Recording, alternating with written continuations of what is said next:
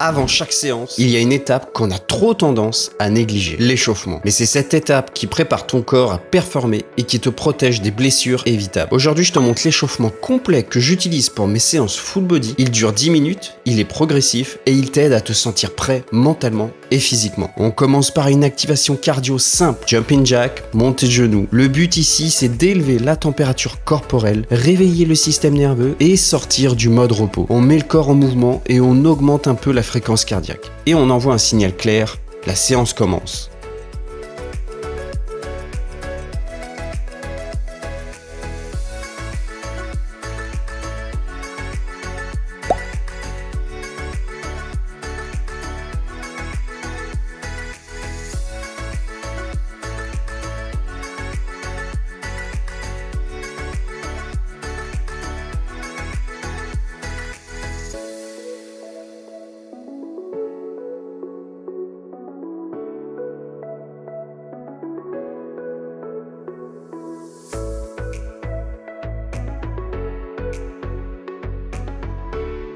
Deuxième phase, on passe au réveil articulaire rapide. Là, on enchaîne avec des rotations rapides de toutes les articulations. Épaules, coudes, poignets, hanches, genoux, chevilles. C'est une façon de déverrouiller entre guillemets les articulations et de fluidifier les amplitudes. Surtout si t'as pas bougé de la journée. On ne compte pas exactement les secondes. L'idée, c'est de faire 5-6 répétitions rapides de chaque côté pour activer sans forcer.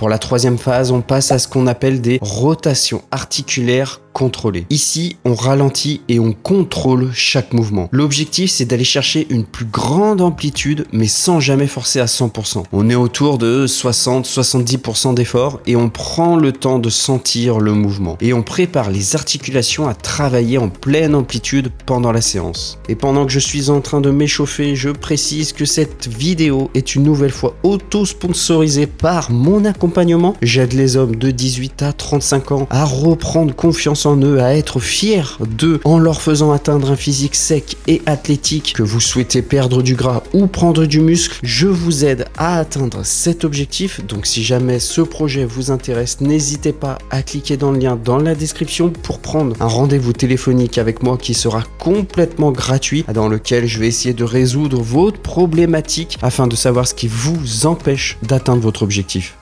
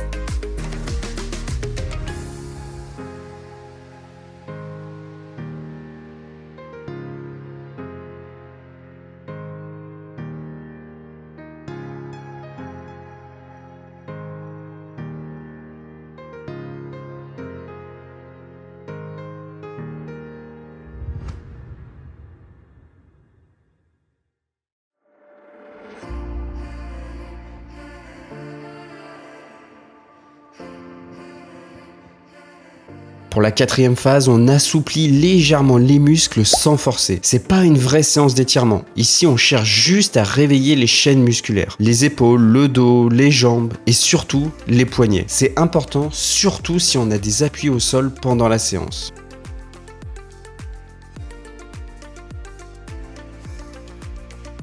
Pour les poignets, je prends un peu plus de temps et je les mobilise dans toutes les directions, devant, derrière, à l'envers.